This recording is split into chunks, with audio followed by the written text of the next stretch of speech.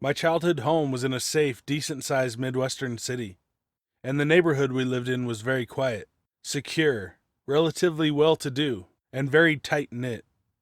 Everyone knew everyone else, as well as what cars they drove, when they were generally home, what guests frequented their homes, and so on. My house was at the end of a cul-de-sac, and behind it were acres of wooded area. We had neighbors to the left and to the right of us, but no one behind. The back of the house that faced the woods was completely covered in large glass picture windows that had no curtains, as the woods were always lovely to look out at. And due to the layout of the neighborhood, we didn't have to worry about any neighbors peeping in. I was 17 at the time, and it was summer. I had a friend from high school, Ellen, over to my house to spend the night. There were a lot of kids our age who lived in the neighborhood, so we passed the evening hanging out and playing games, running around until we'd worn ourselves out. Eventually, well past dark, my friend and I went back to my house.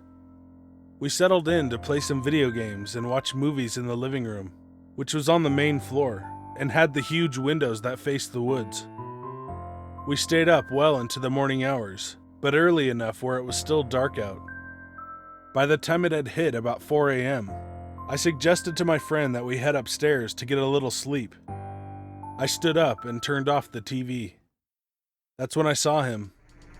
In the darkness that now filled the TV screen, I could see a perfect reflection of our patio lit up by the porch lights behind me, and the woods that extended out beyond it. It was a scene I observed every day, except this time it was different. This time, there was a shadow blotting out the light. I could see him perfectly outlined in the reflection on the screen, and I realized he was there before he knew that I had seen him. He was very tall, with dark, shaggy hair, and he was standing inches from the window. My breath caught in my throat as I realized what I was seeing. Without making any sudden movements, I motioned and whispered to my friend, who was sitting on a couch with her back to the windows, not noticing the stranger standing feet away from her. Quietly, I told her to hit the ground now. I followed suit, and we sat cowering behind the sofa as I whispered frantically to her about what I'd seen. He now knew I had noticed him. What should we do? Do I call for my parents asleep upstairs? Would he try to hurt us before they got here? Or do we sit here silently and hope that he leaves? My heart was racing at a crazy speed, and I started getting the shakes. As I tried to calm myself, a thought raced across my mind. Maybe I had been seeing things. Maybe there was no one there at all. Bolstering myself with this thought, I sidled over to the edge of the couch to peer around. Just as I inched my head past the corner of the couch to look out the window, a pair of eyes met mine from the other side of the glass. The man had crouched down to mimic my position, and had his head tilted to the side in a leering manner. He was painfully thin. His eyes were bright, set into pale, sallow skin, and his mouth twitched into a wide smile. I finally lost my shit. I bolted up, running around the main floor, double-checking the locks on all of the doors, while screaming for my parents at the top of my lungs. I could see the man outside, trailing my movements through the window. Within seconds, I heard my parents' feet hammering down the stairs, as I breathlessly relayed what I had just seen. My dad threw open the back door, marching onto the porch to look around. My mom stayed inside with us, trying to calm us down. Ellen was completely terrified and confused, as she had no idea he was behind her. I was babbling on like an idiot, trying to put into words just how badly this man had scared me. My dad came back inside to call the police, as he hadn't found anyone. The cops show up within minutes and search around. Ellen and I give a description as best we can, and my mom sends us off to bed. It was a few hours after this incident that we decided to fit the windows for curtains. A couple days later, the cops found a guy who had been squatting in the crawl space under a neighbor's house down the block, along with a host of items used to break into houses, some stolen goods, and a shit ton of drugs. The homeowners had never even known he was there. The police arrested him on other charges, as he had a long list of priors, including robbery, trespassing, and aggravated assault. It was a few weeks before my mother admitted to me that when the police were canvassing our yard, they had found a large butcher knife lying in the grass. I don't know what his plan was, but regardless, Reflection Man, let's not meet again.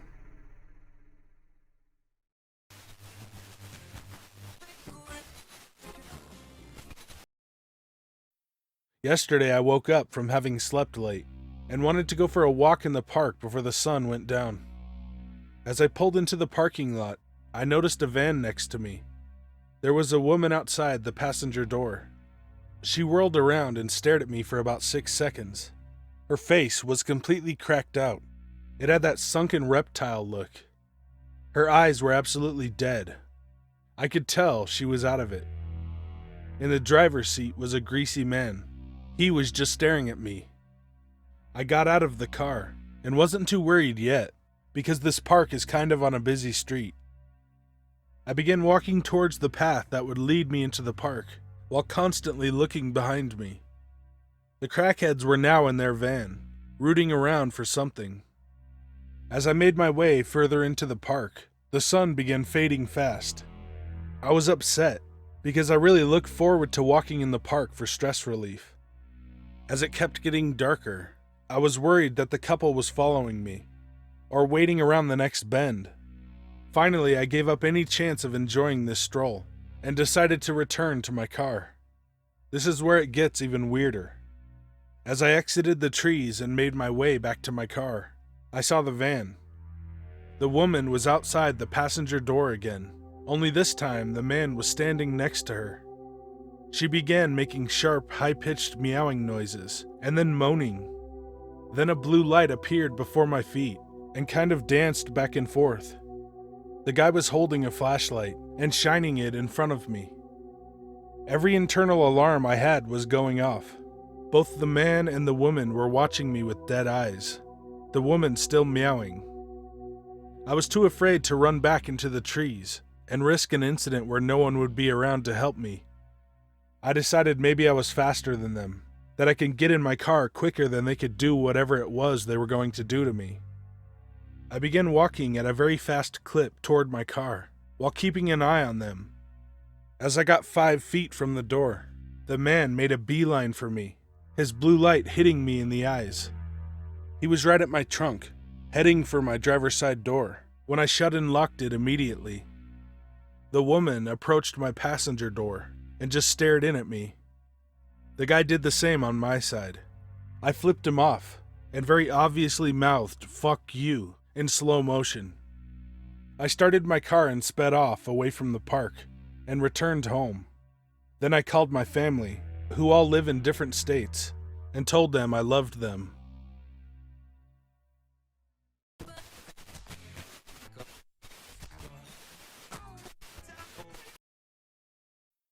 In the year 2000, when I was 10 years old, my parents sent me to a 5-day summer camp in Huntsville, Ontario.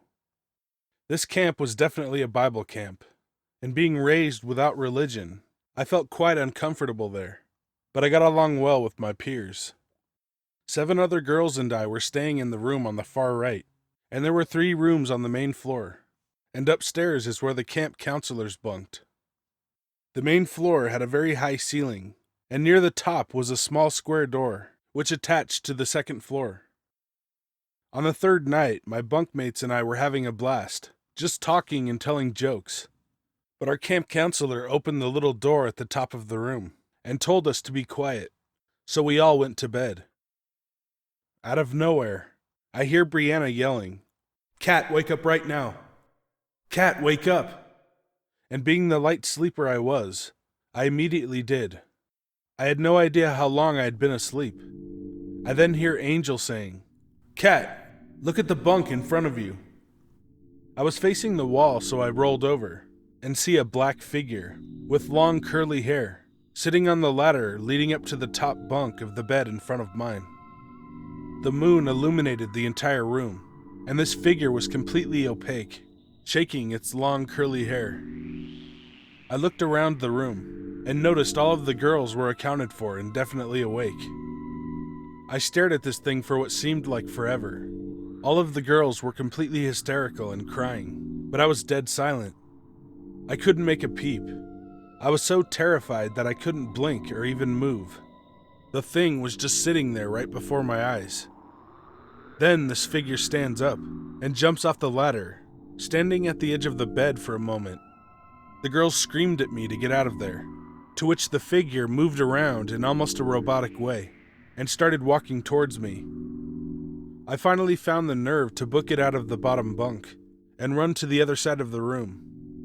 I ran and climbed up on Angel's bunk. At this point, I started crying like the rest of them. The figure was still standing near my bed. Eventually, Angel got down and turned on the lights, and the figure was gone.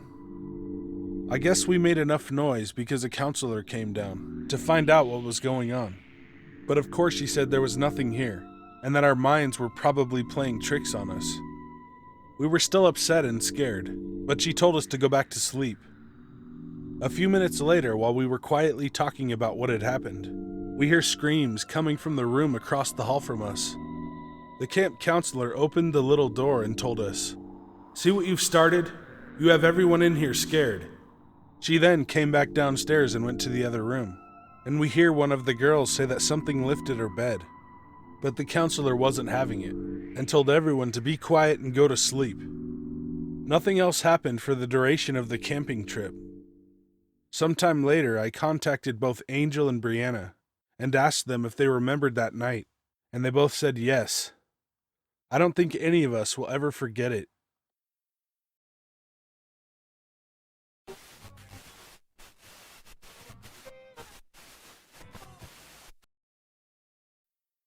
A few years ago, my dad was driving his truck with his friend in the passenger seat. It was about 11 p.m., and not many cars were on the road. As they drove, they spotted an elderly woman with her thumb out, hitchhiking on the side of the road. My dad thought it was very weird for an old woman to be hitchhiking, let alone at 11 p.m. He pulled over, and the old woman hopped in the back seat. She was very thankful and told him where she was heading. Fast forward to about 10 minutes later. My dad is still driving down the long road, but my dad's friend looks very pale with shock written all over his face. My dad nudges him and asks what's wrong, and he quietly bobs his head in the direction of the woman. My dad turns to look at her, but doesn't understand. He scans her and suddenly snaps his neck back facing forward. The hairs on the back of my dad's neck stood up.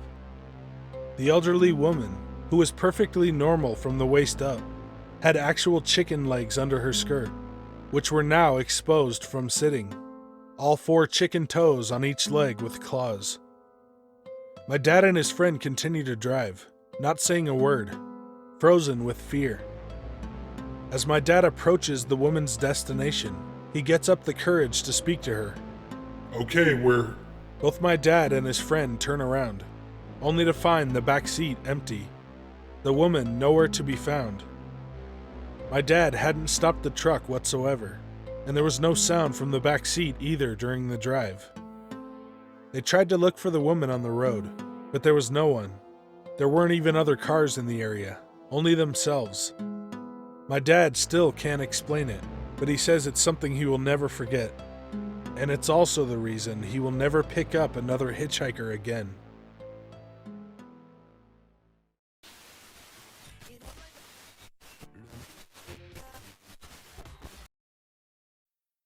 I live in a very rural part of Mississippi. I believe my town has something like 247 people in it. Everybody knows everybody. Weird things have happened before, like animals being slaughtered or going missing, that sort of thing. Naturally, we chalked it up to coyotes or other critters. I'm an avid hunter, so I was heading out to the woods with my bow, a fully decked out Matthews Creed. I got out a little earlier than usual, so it was still pretty dark. I've never minded the woods before, so all I planned on doing was relaxing in my stand for a while, as I didn't feel like stalking today. It's not too far away from daylight, so the birds and other wildlife are starting to make their morning calls. Usually pretty peaceful, right? I swear to God, In the span of a second, everything in that patch of woods shut up at the exact same time. Dead silence. It didn't even try to be subtle. That alone scared the piss out of me. So naturally I froze, and was just listening for anything. My first thought was, oh shit, someone's out here with me. Then I started to think maybe it was a bear or a bobcat, which I was terrified to meet up with, but at least it gave me a logical answer. I figured I could hear a bear coming, but I knew big cats were renowned for stalking people without their knowledge, which really scared me. I decided to keep moving forward towards my stand, post up, and just point my bow down the tree. After what seemed like forever, I freaking made it. I shuffled up the stand, pulled out my knife just in case, and listened. Dawn was definitely breaking now, which made me feel better. But still no sounds of wildlife, which was getting more and more eerie. Now my stand is perched on the side of a creek. It wasn't very deep, like maybe to the top of your ankle. About the only sound I could hear was the slight noise of running water. Then I hear something to my right, and it's running, fast. I instantly raise my bow and wait, shitting in my pants. It's getting louder and louder. It's getting closer. I almost screamed when I saw this bastard. It literally looked like something out of Dog Soldiers, only more muscular. This thing busted through the brush, ran down the slope and through the creek, then disappeared on the other side. I've seen some shit, let me tell you, but I was shaking like a newborn. I didn't ease off my drawstring for like 10 minutes, which is a long time to hold a bow, FYI. I mean, this thing was huge, like 7 feet and 250 pounds of no. And I've seen bears and the like before. They do not run like that. Anyways, soon after, the sun really started to show, and the birds started chirping. I had calmed myself down, so I noped out of there in a hurry. While I was terrified at the time, it's definitely one of my coolest memories. I'm just gonna have to move my stand and hunt elsewhere.